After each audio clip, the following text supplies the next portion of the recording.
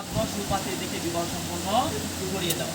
যদি অভিভাবক না দেওয়ার কারণে তারা কোনো গুনাহের কাজে লিপ্ত হয়, কোনো ফিতনা সৃষ্টি হয়, এর দায়ভার মা বাবা গ্রহণ করতে। রাসূল কারীম সাল্লাল্লাহু আলাইহি ওয়াসাল্লাম এই জন্য বলেন, বিবাহ দিয়ে দাও, বিবাহ না দিলে কি হবে? ফিতনা সৃষ্টি হবে ফিল আরদি, জমিনের ভিতরে ফাসাদুন আরিদুন, বড় ফিতনা। এই জন্য বিবাহ রাসূল কারীম সাল্লাল্লাহু আলাইহি ওয়াসাল্লাম দিতে বলেছেন। রাসূল কারীম সাল্লাল্লাহু আলাইহি ওয়াসাল্লাম আরেকটি হাদিসের মধ্যে বলেছেন, আর নিকাহু বিসুন্নতি ওয়া মান রাদিবা মিনহু ফালাইসা মিন্নি। বিবাহ হচ্ছে আমি রাসূল কারীম সাল্লাল্লাহু আলাইহি ওয়াসাল্লামের সুন্নাত। আর যেই ব্যক্তি এই বিবাহ থেকে বিমুখতা প্রদর্শন করে, বিবাহ না করে, এরাজ করে, রাসূল বলেন ফালাইসা মিন্নি, সে আমার দলভুক্ত। রাসূল কারীম সাল্লাল্লাহু আলাইহি ওয়াসাল্লাম অনেক হাদিস রয়েছে বিবাহ। এরকম আরেকটা হাদিসের মধ্যে বলেছেন, আর নিকাহু নিসফুল ঈমান।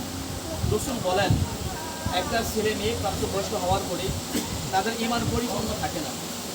যখন তারা বিবাহ করে শাদী হয়ে যায়, রাসূল বলেন তাদের বিবাহের মাধ্যমে অর্ধেক ঈমান বাড়ে। কত ঈমান বাড়ে? অর্ধেক। রাসূল বলেন আর নিকাহু নিসফুল ঈমান, বিবাহ হচ্ছে অর্ধেক ঈমান।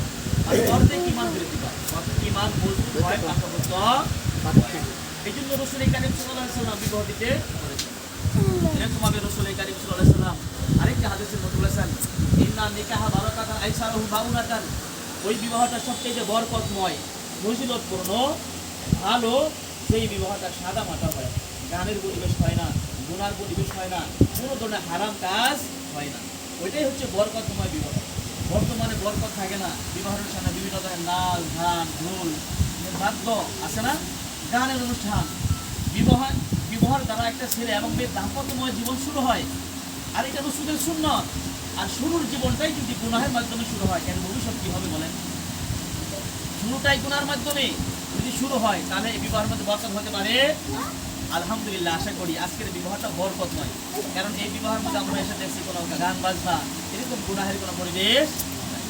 তো আমরা দোয়া করবো আল্লাহ রাব্বুল আলামিন যেন আজকের বিবাহকে কবুল করেন। এই বিবাহের মধ্যে আমরা যারা আছি, এই বরকতময় বিবাহের উসিলায় আল্লাহ তাআলা আমাদের সবাইকে যেন কবুল করেন, সবাইকে যেন আমিন করে দেন। আর আমরা সবাই যেন সুখী দিনের উপর চলতে পারি এবং এই দাম্পত্যময় জীবন, ছেলে ইউসুফ, মেয়ে খাদিজা, আল্লাহ রাব্বুল আলামিন এদেরকে যেন সুখী